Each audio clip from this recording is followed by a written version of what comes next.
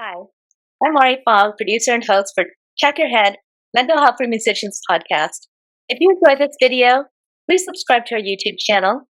If you like us, please follow us on social media at Check Your Head Podcast and visit us at checkyourheadpodcast.com, where you'll find over 100 mental health resources that will assist you in your mental health recovery. You rock, and we love you. Well, we have James Arthur here, uh, who's about to drop his fourth studio album. It's called "It'll All Make Sense in the End." There's singles like "Emily" and "Medicine." And welcome, James Arthur, to the Check Your Head podcast. Thank you for having me. Well, I'm really excited about this album because it seems to blend two genres of music that you're really good at and that you really enjoy, which are ballads and sort of this urban hip hop rap thing that you're doing, which I really gives it sort of an edge. And I feel like it's more true to who you are. Yeah, no, thank you. I would agree with that. Yeah, 100%. My passion in music lies with genres of music that are certainly not these days as mainstream as it have been in the past, like sort of punk rock and uh, obviously urban music is very prevalent right now. But that sort of mesh of the styles I've been doing since I was younger, and I've been kind of trying to kind of make my way back to the music I was making when I was a young man, you know. So yeah, it's been fun doing this particular project because I got to kind of tick that off the list. This is a passion project, and hopefully people enjoy it. Well, yeah, I mean, I feel like it's really something unique and different. But again, you're blending it very well. One thing I wanted to really uh, Well, one thing that I'm really excited about is that you have been outspoken about your mental health, and you've also become a ambassador for the UK mental health charity SANE. So thank you so much for that. And that's basically what we're going to dive into today, because I know that you've said that you've had anxiety and depression, and a lot of this probably started when you were a young man. Uh, Yeah. but looking back, when did you first start to notice that there were some issues with your mental health?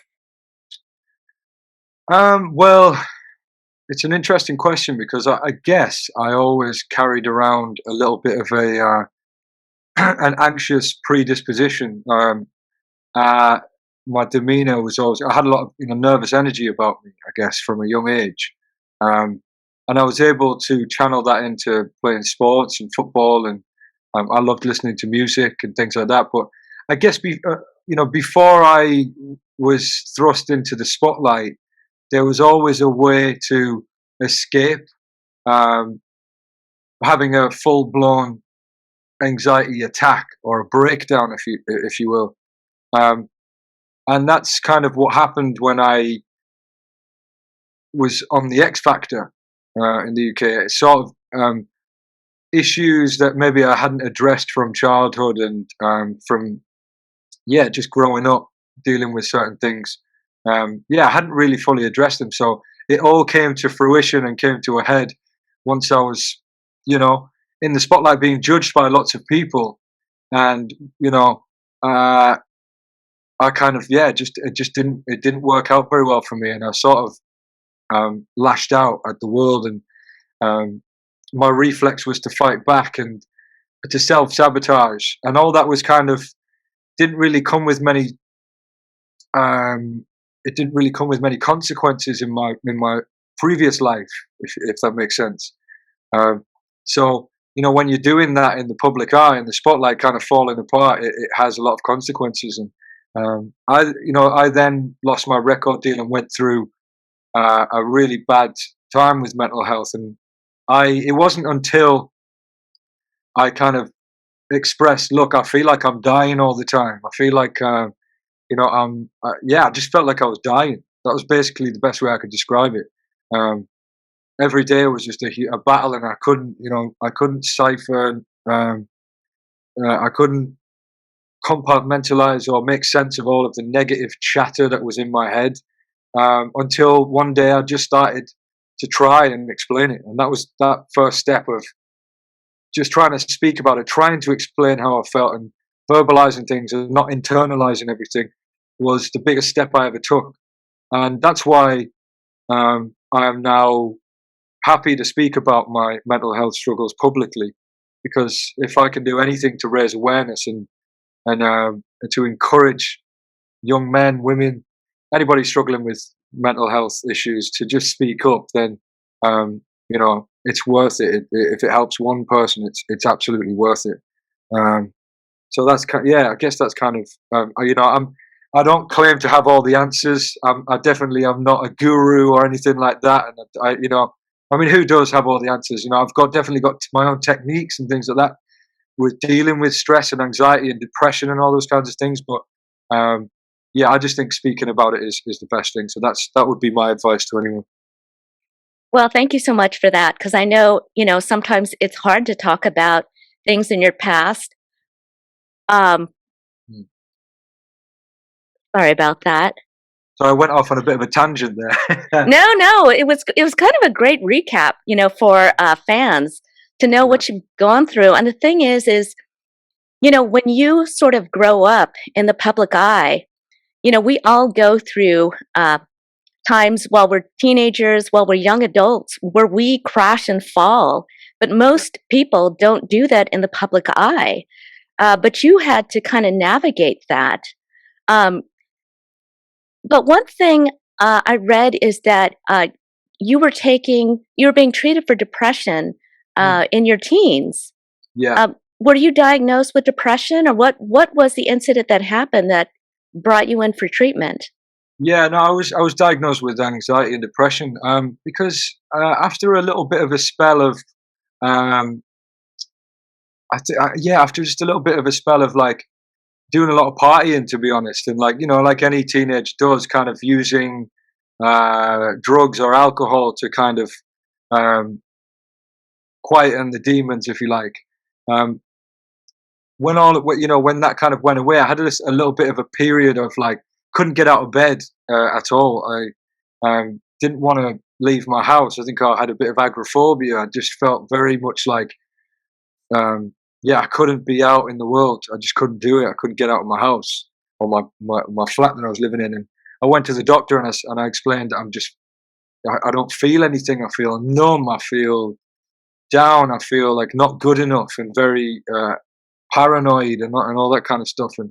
And yeah, they diagnosed me with depression and anxiety, and they put me on a drug called sertraline, or I think it's called Zoloft in America. Hmm. Um, and actually, it did help me. It got me through a period of time where I definitely had some epiphanies in the time that I was taking medication, and I had some breakthroughs, and I managed to get out of that funk. Um, but unfortunately for me, um, that wasn't the best course of action for me long term. I don't think that was the best treatment for me long term, because I had an addictive personality, and I would experiment with um, different medications and stuff like that. And I would always worry about whether or not it changed me or it made me less creative, or it kind of there was days when I felt like I was sort of neither. I was a bit indifferent to things, and it concerned me so. Even if it was just in my head, it concerned me enough for me to just try and go it alone. And yeah, for many years after I was treated and medicated, I kind of I was on and off medication. Okay. So, yeah, a lot that you described right there, like not being able to get out of bed and having these negative thoughts about yourself. And, all of that is signs and symptoms of depression. And, anxiety can also spiral into depression to the point where you have so much fear along with this negative feeling that you don't want to go out of your house. You're afraid to go out of your house. But you also mentioned that you were partying around that time. And sometimes, sometimes drugs and alcohol can be used to kind of soothe your soul in some ways. And in other ways, it could actually cause um, some mental health issues. What do you think it was for you? Well, I'm so sorry. It froze a little bit for me there. It did. I'll do that again. Sorry. You talked about that time in your life and you were doing some partying. Mm. And sometimes when people are going through depression, anxiety, they can grab alcohol or drugs to kind of soothe their soul for the moment. But sometimes when you go too far down, it can actually cause mental issues. What do you think happened with you? Did that play a part at all? The partying? Yeah, for sure. I think me and my friends at the time, we were doing a lot of experimenting. We were just kind of young people trying to get our kicks. You know what I mean? So we were kind of doing stuff to excess. To be in all honesty, and of course, What are I would never condone that or encourage anyone to do that. It was just the path that I was on. I was kind of in a circle of friends that were sort of outcasts, and we were kind of, I don't know. I think we all the thing we all had in common is that we maybe came from broken families or whatever. So we were just kind of trying to find yeah, just get a buzz from something, you know. right, right. And I think at that age too, I'm assuming that was like your teens, Yeah, maybe even your early 20s, where yeah. people experiment, they try to take things to the edge and see what happens. And you're also Mm. in a point of life where you feel like nothing bad is ever going to happen to you. Mm. Um, do, did you want to explain like some of the things that you tried, or would you rather not? I wouldn't like to go into it too much, but I mean, we tried a lot of stuff, you know, barring the obvious, like the hard stuff, you know. But yeah, I mean, we tried most things, and yeah, yeah, it was a period of time right into my 20s, but there was no like, again, there was no consequences. I wasn't living with my parents. I lived on my own from the age of 15, 16. Um, So my place was always the place to go for for the parties, um, and so there wasn't really any days off for a while. So yeah, in answer to your question, I definitely feel as though that played a part. I think brain chemistry is obviously a factor in all those things, and your serotonin levels can be affected by taking things like ecstasy or MDMA or um, more cocaine, smoking a lot of weed, and I don't know, just not being healthy in general either. Probably, probably wasn't drinking a lot of water back then, or eating much avocado. If I'm honest. So yeah, it definitely had an effect. It definitely led me to the point that we were talking about, which was me kind of going, all right, I need to go and get some help. But to be honest, those problems, the depression and the anxiety, I think I was always predisposed to those things because my mom went through those things, and all of my sisters have a tendency to get depressed. My dad does as well, um, and I think that like I said, yeah, probably predisposed to it a little bit, and the fact that um, things that happened in my childhood led me to feel like I didn't belong and things like that. Well, yeah, there's definitely a genetic link to mental health conditions. So, yeah, definitely can be in your DNA and passed down. Uh, but you're talking about your rough childhood, and I know Mm, that there was some chaos there and some uh, being in foster care. You actually put yourself in foster care. mm. Looking back, what was the toughest part as you were growing up that you kind of had to be challenged with? In all honesty, I think that the hardest part was for me was just sort of coming to terms with the fact that I didn't really feel as though I belonged anywhere. That's honestly it. I felt like different. I felt like an outcast. I felt like there was something wrong with me. Um, that was I think that was the thing that I struggled with.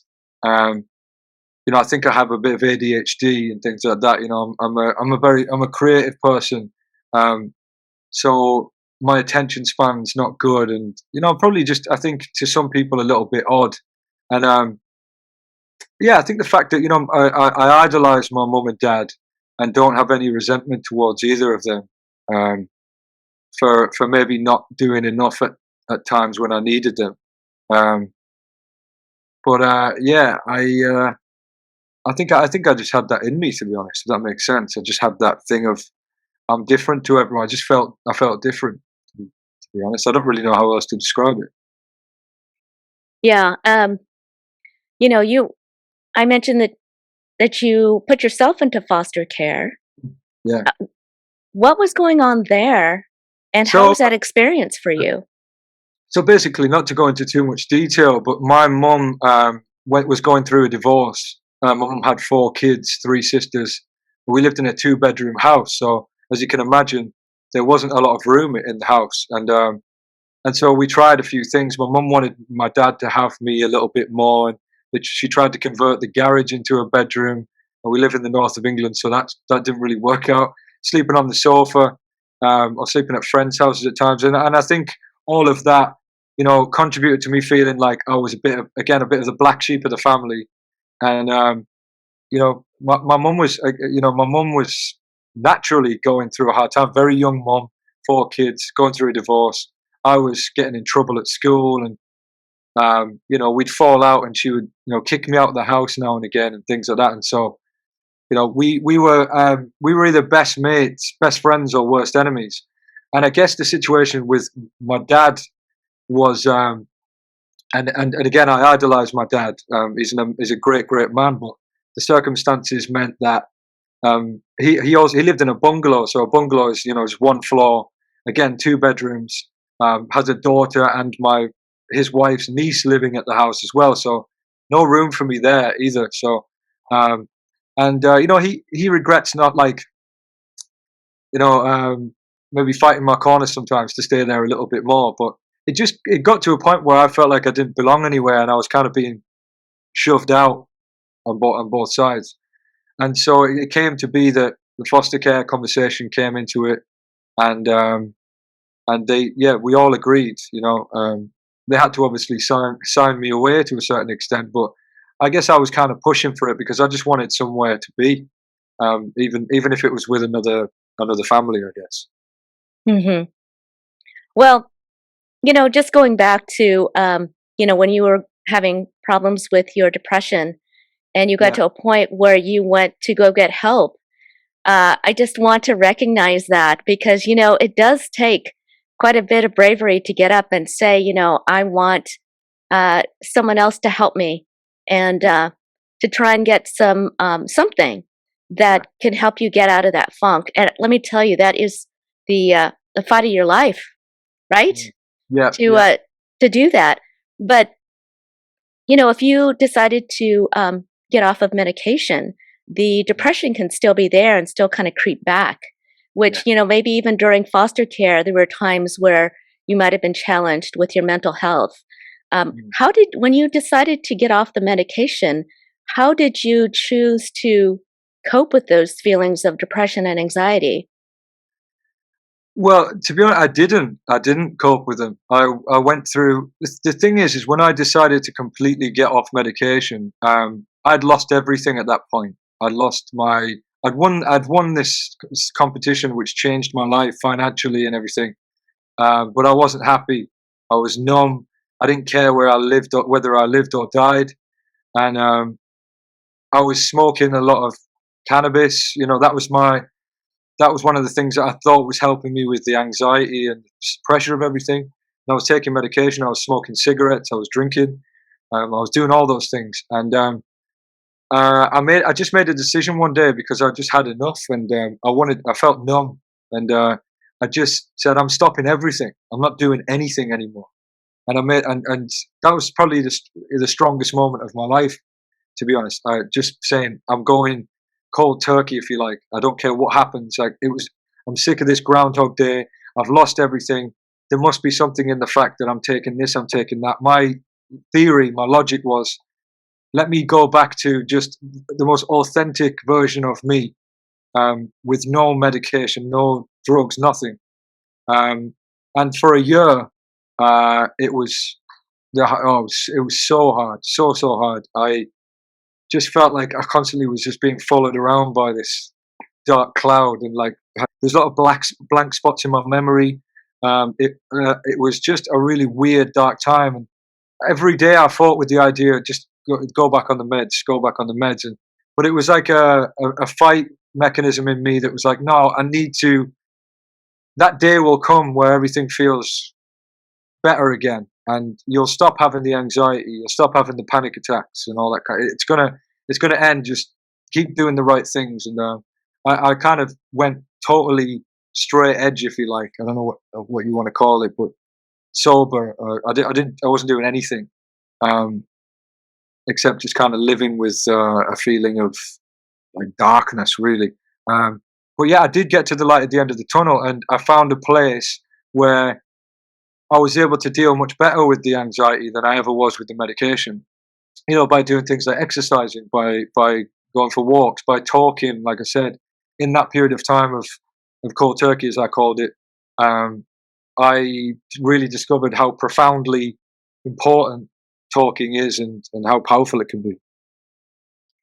Well, you're absolutely right. I mean, sometimes we talk about therapy, which is, talking with somebody, a professional, but, therapy can really be with anybody. It's, venting those emotions, letting that out, and getting maybe advice or, um, someone just to listen and respond to what's going on. People have mentors sometimes where you admire somebody who's maybe living successfully or somebody you look up to. Was there somebody in particular that you would turn to when you really wanted, you know, uh, an open ear to talk with? See, I've never really, yeah, not to be honest. I've never had that. I've never had that. I've kind of dealt with it on my own, to be honest. Um, I suppose everyone's different.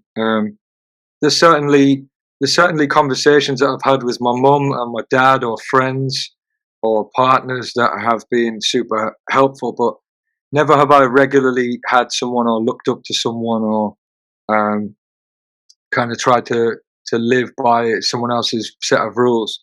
I've gotten used to being a kind of a lone wolf in a way, and just kind of fighting on by myself. Where that might not be the most healthy way to go about it, but um, yeah, that's kind of the way I've always been.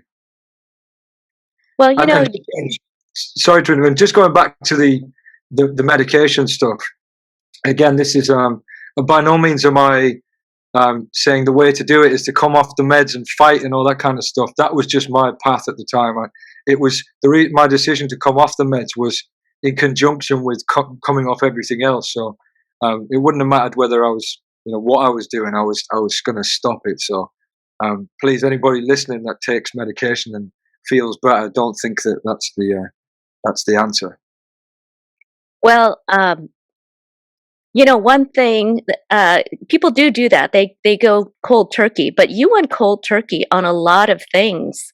It Mm, looks like you were doing all of these things that you knew were maybe not good for you, and you just got tired of it, and mm, you decided to clean and get off. But sometimes you can have withdrawals, or you can have um, negative effects from a drug or something being taken out of your system immediately.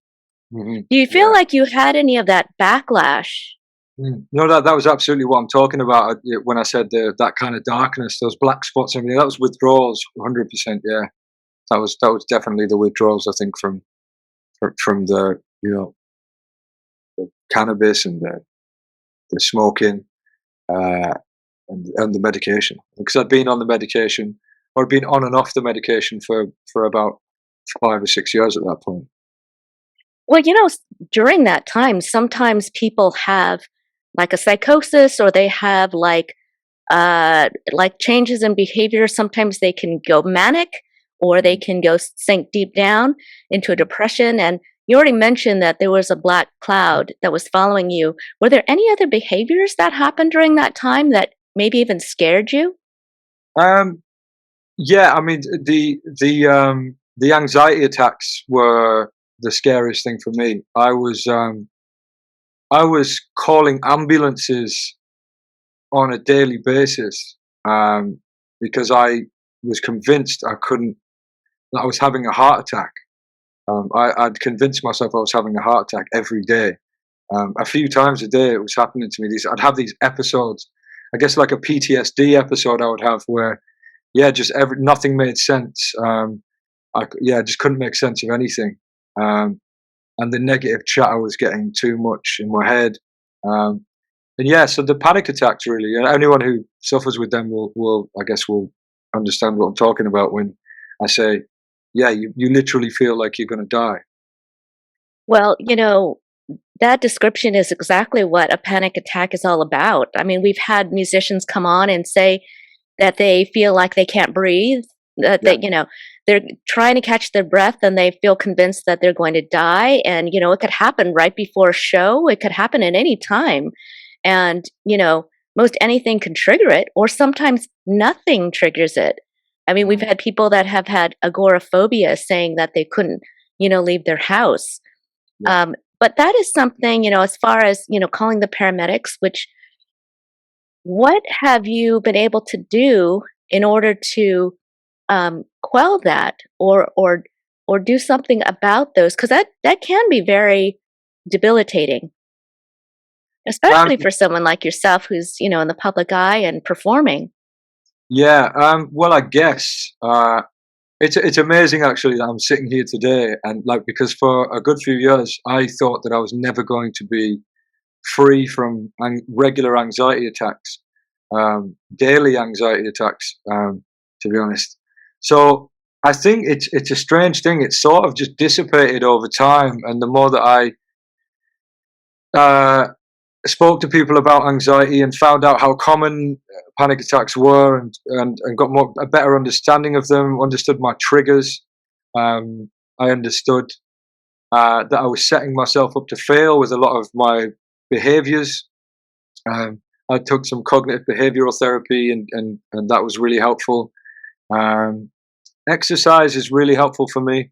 Um, you know, and yeah, I mean, people like Eckhart Tolle, reading his book, speaking about being present. I've been practicing that for a long time now, being mindful and in the moment, and being the watcher of my thoughts. Making sure that I don't let those negative thoughts get out of hand. Yeah, just practicing being stoic and calm, and not letting things get on top of me has really helped me, because I think that I obviously had some hard wiring, some deep rooted reflexes at times when I was put in high pressure situations. The cortisol or whatever that was flooding my brain was just way too much for me to handle, and way too confusing for me at one time. But now, like I said, I found my coping mechanisms, and they're much less frequent than they were. I have anxiety, but it sort of operates at a subterranean level rather than being in control of my life now. Well, thank you so much for mentioning cognitive behavioral therapy, because I do know that it's you know, when we talk about therapy, sometimes people think you're there just kind of talking with somebody and letting everything out, but there's also an educational learning part of therapy where you can learn different kinds of skills that can really help you on the day to day if you choose not to be on medication. What were some of the things that you learned in cognitive behavioral therapy that are really working for you today? Well, like I said, I think the thing I would a major mistake or error that I was making was setting myself up to fail. So I was avoiding a lot of situations that could possibly give me anxiety. You mentioned agoraphobia. On those days where I didn't feel like going outside and putting myself out there and making myself vulnerable, um, I decided, I tried to lean into those things. I tried to get more structure in my life. Cognitive behavioral therapy taught me about triggers, I guess, and just certain things, and yeah, fear of things. It's there's an amazing lady that I listen to. I'm sure you're aware of her, Brené Brown. Like, she listening to her and watching her stuff is helpful as well. Like, The vulnerability is courage thing.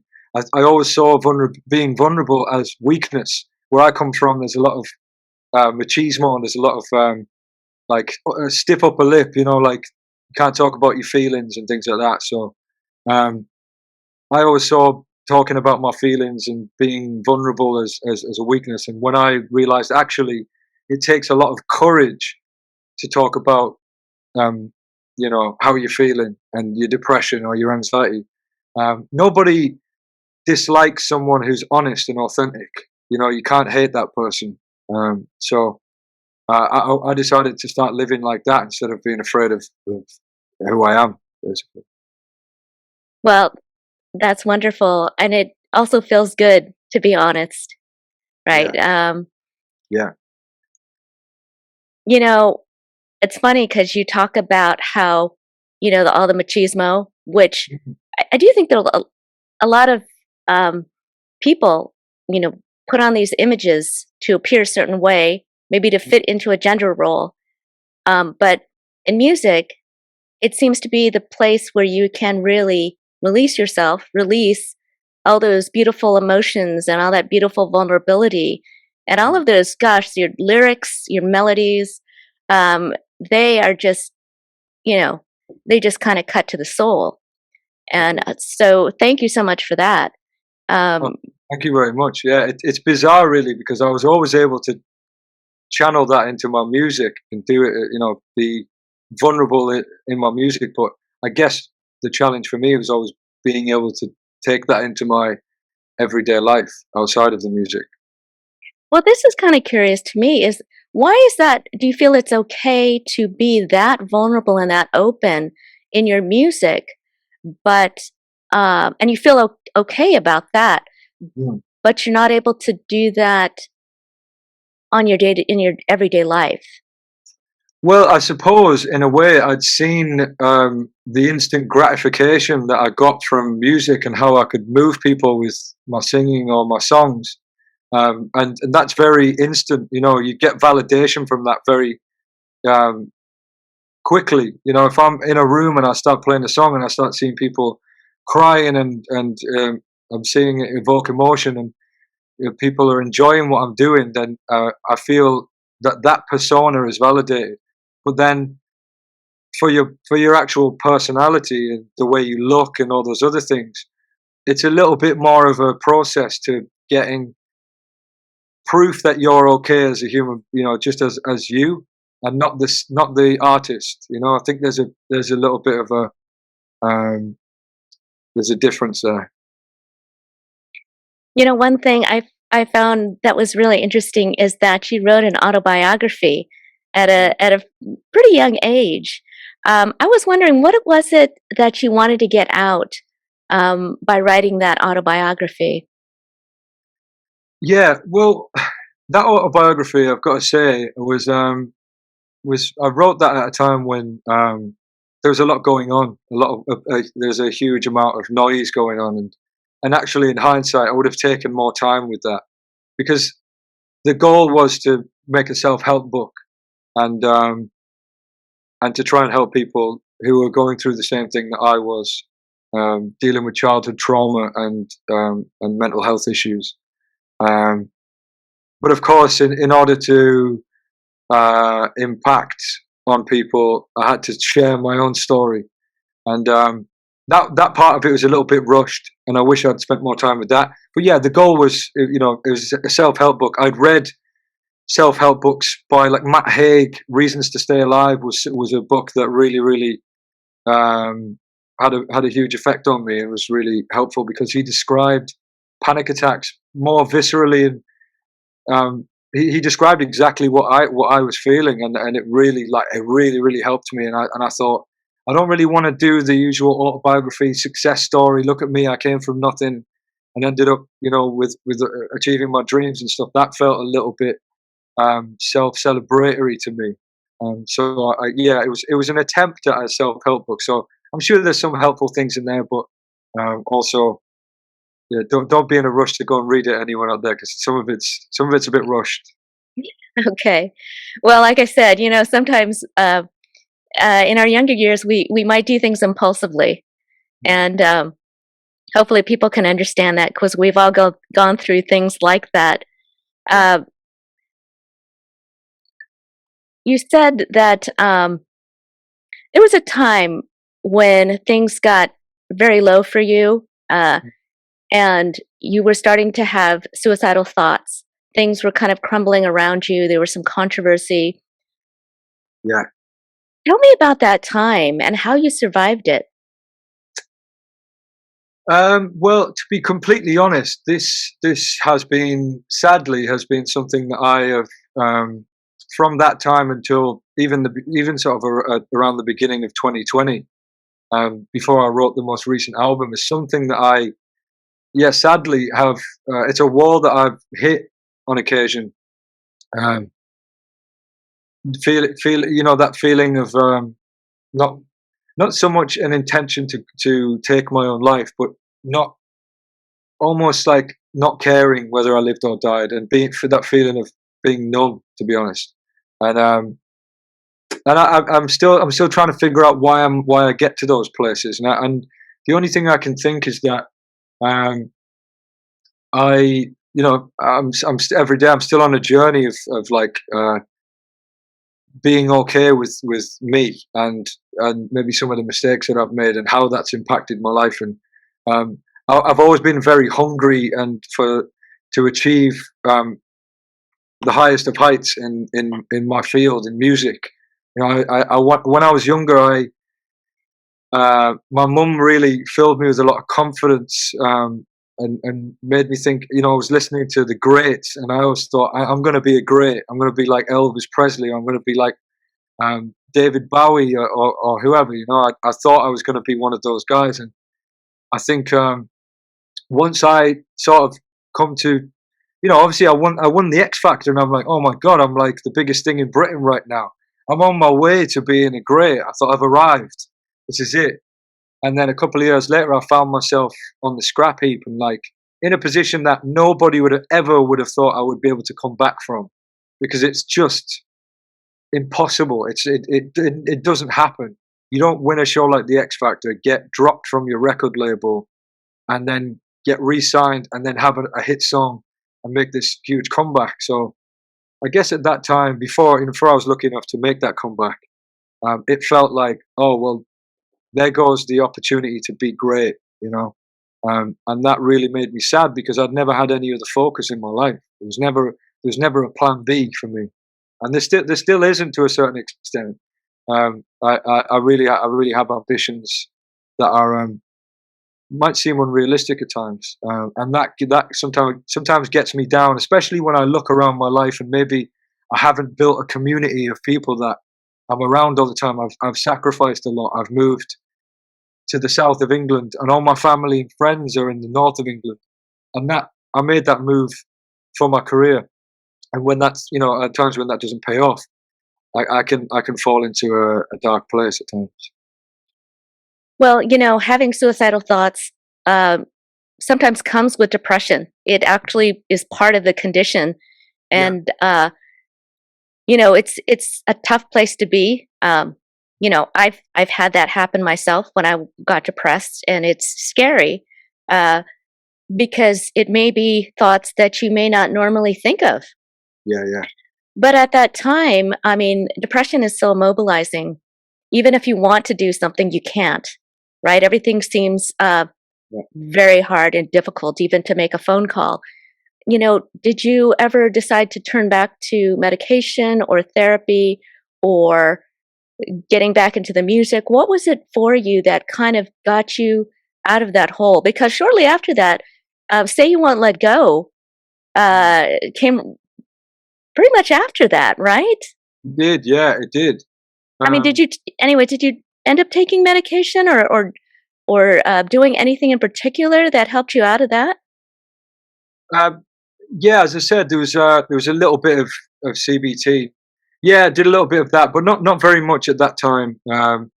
It's more so been in the last couple of years actually that I've, done, this more of the CBT stuff, and did for a very brief moment try a medication for about a week, and I just freaked out too much. I was like, oh no, I'm going backwards. I'm going back to that place.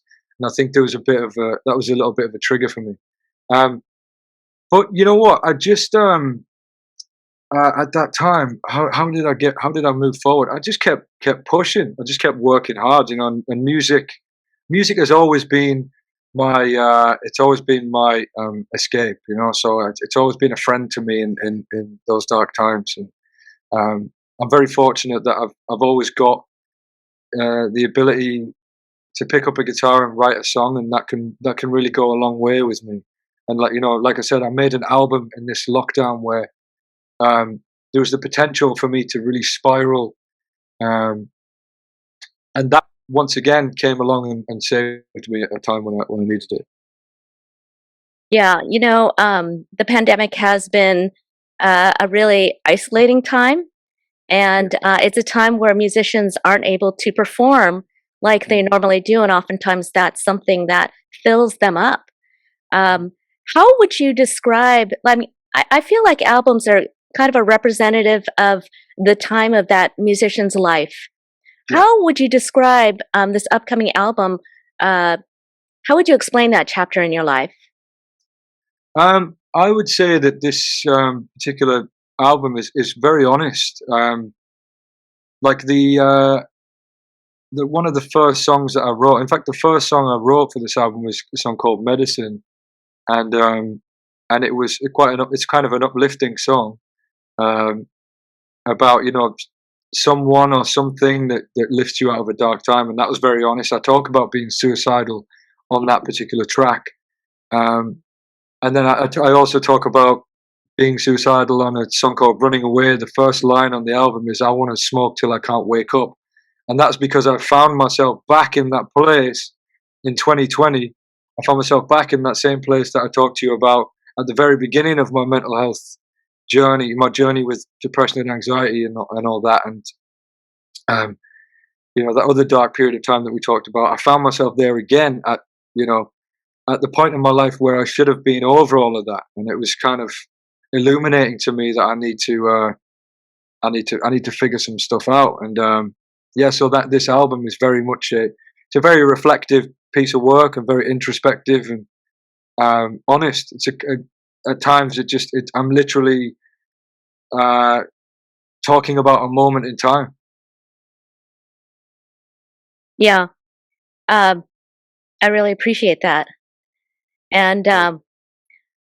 I know that uh, sometimes our relationships, I know you've had a girlfriend from the past on and off for a long time, and she was sort of like your muse, uh, Mm, which is great to have an inspiration, right, for music and for lyrics. yeah, of Um, course. when you look back on that relationship, what do you feel um, you learned from it?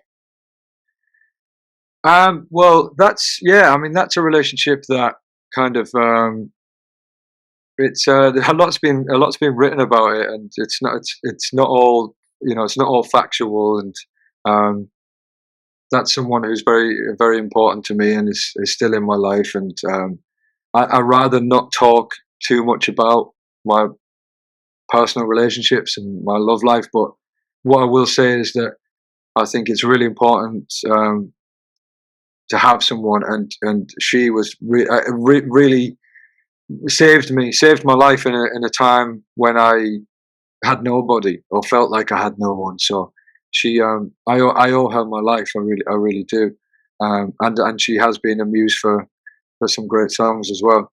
Uh, one of my best friends in the world. So yeah, that's all I've got to say about that. Well, I think that's wonderful to know that the friendship is still there, and we do have special people in our lives that really help us through difficult times, and those are people that we never end up forgetting.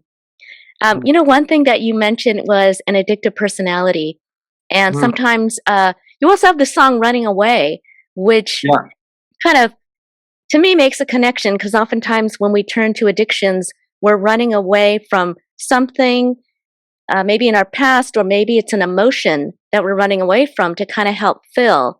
yeah. What do you feel like it was for you as far as triggers that can you know make you go into something that can be addictive? Um, that's a really good question. I'm trying to process that one.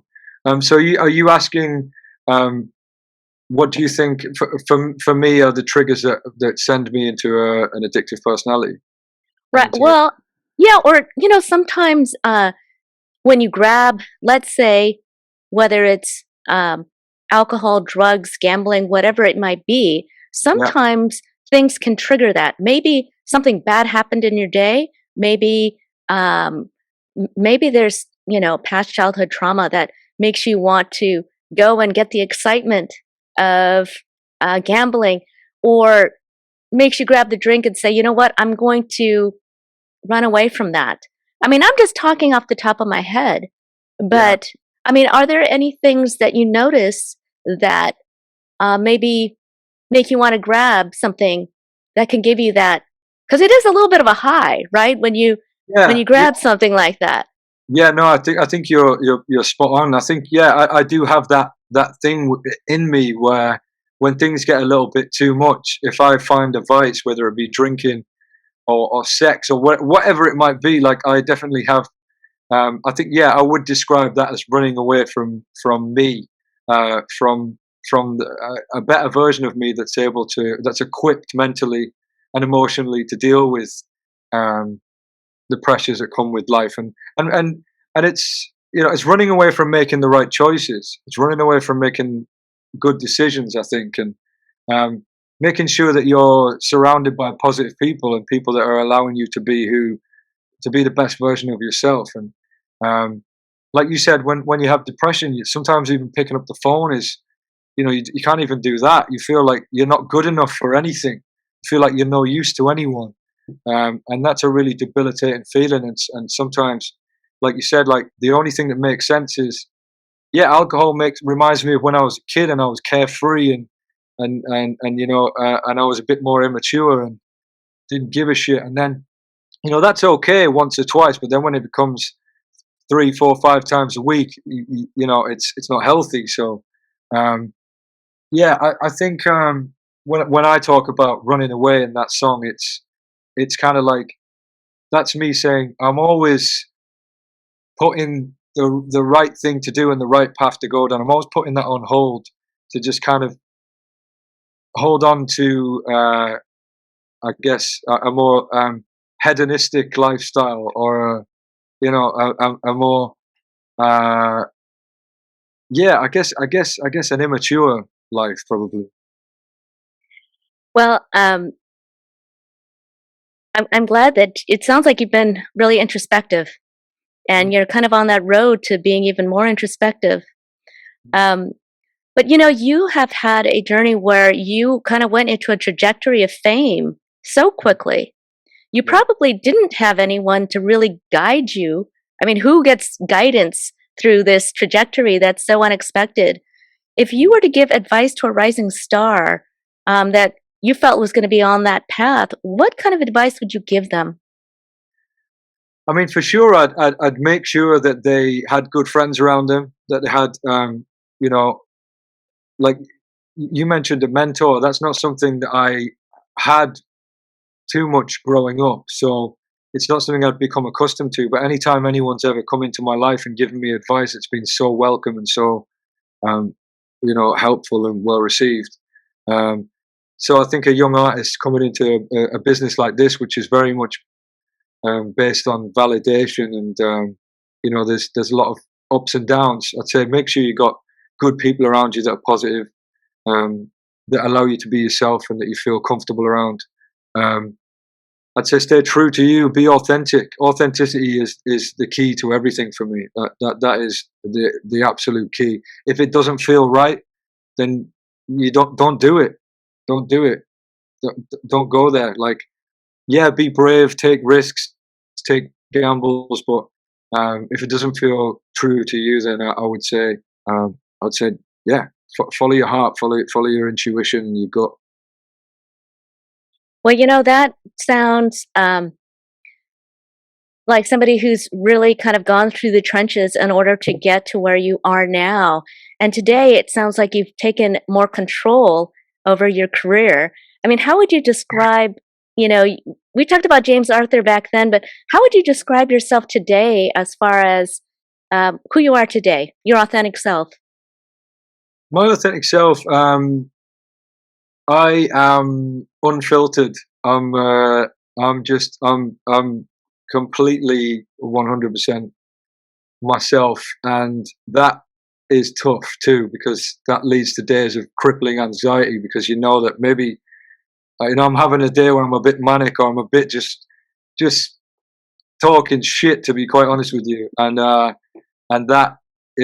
and then you've got to deal with the shame and the regret of that sometimes. But I'm someone who leans into everything now and just kind of takes everything with a pinch of salt.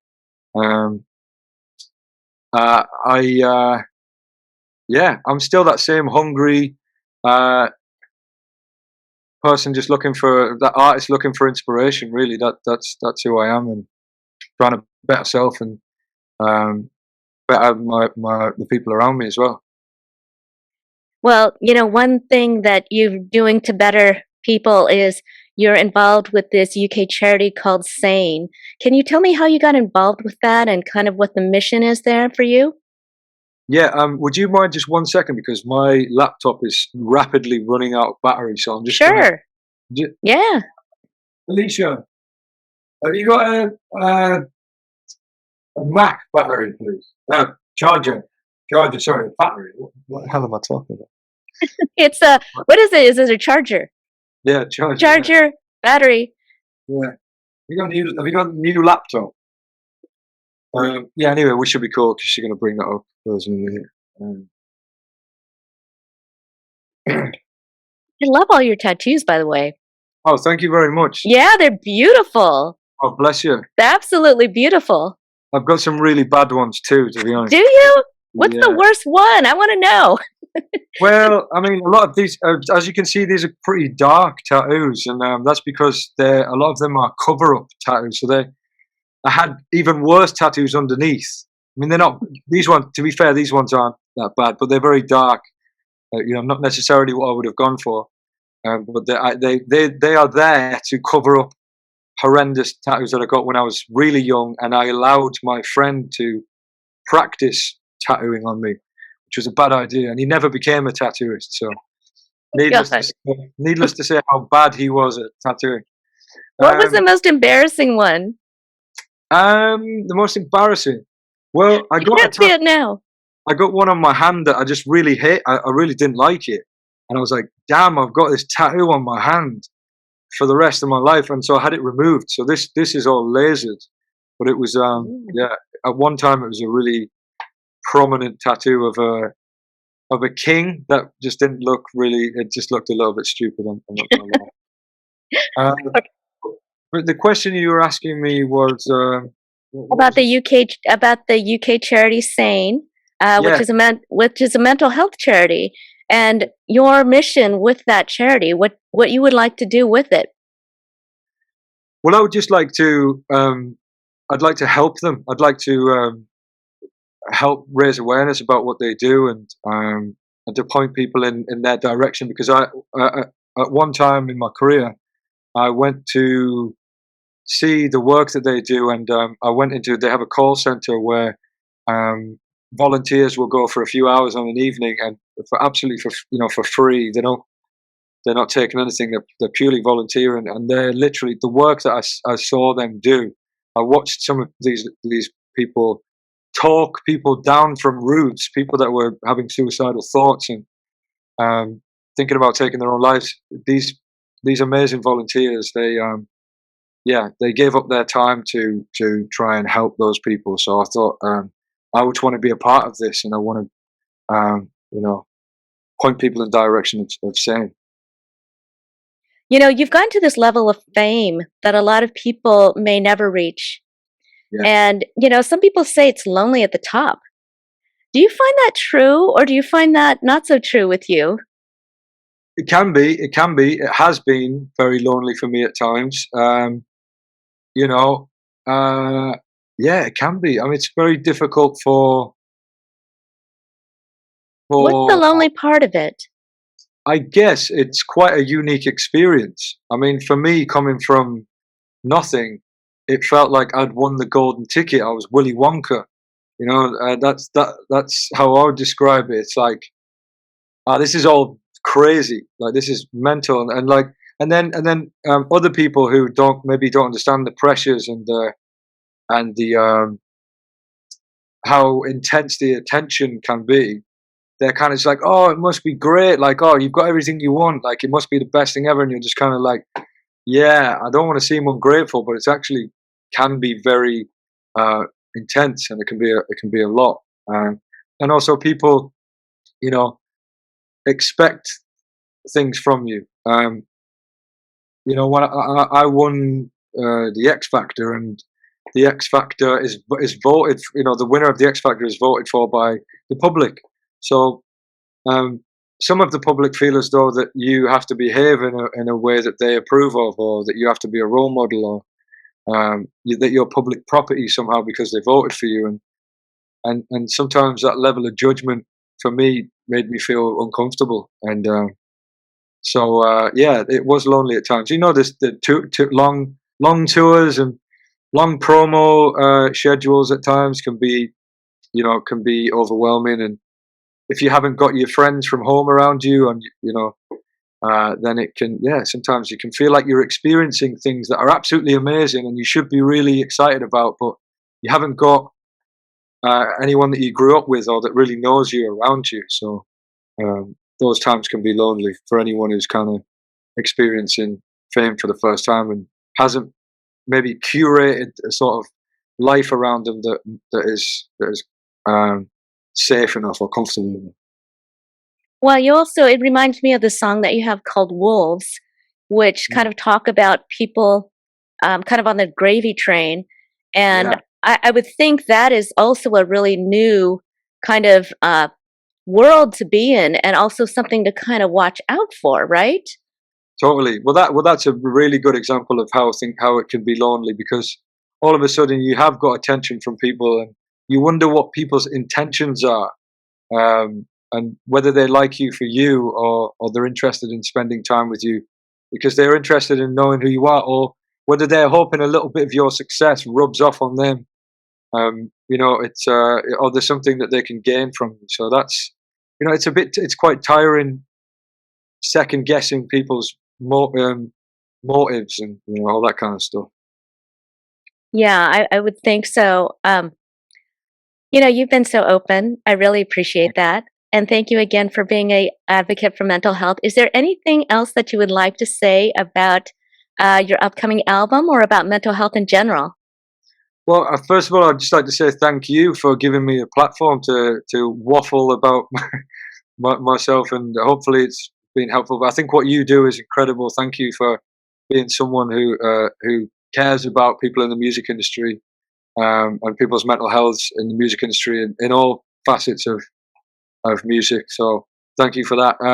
Just like to say, my album is coming out in the first week of November, on the 5th of November. So check it out. I think I've done enough talking about what it's going to be about. So yeah, if you want to hear it, go and get it on the 5th of November. Well, thank you so much, James Arthur. You know what you are right now is you're a check your head superhero. Do you Oh, see these thanks. shirts? I need to Because get me one then. I'll send you one of them. I'll send Right. you. Give me your size, and I'll send it to you. But you've spoken out on mental health, and through that you're helping so many people and your fans. So much appreciation to you. And keep going, keep going. You're doing great. You're doing great, and you've gone through some major bumps in the road, and you have learned to steer your car much better. So props to you for that. Oh no, I just said thank you again for having me. I really enjoyed talking to you. Thank you, James. Take care now. You too. All right, bye bye. I'm Laurie Fong, producer and host for Check Your Head, Mental Health for Musicians podcast. If you enjoyed this video, please subscribe to our YouTube channel. If you like us, please follow us on social media at Check Your Head Podcast, and visit us at checkyourheadpodcast.com, where you'll find over 100 mental health resources that will assist you in your mental health recovery. You rock, and we love you.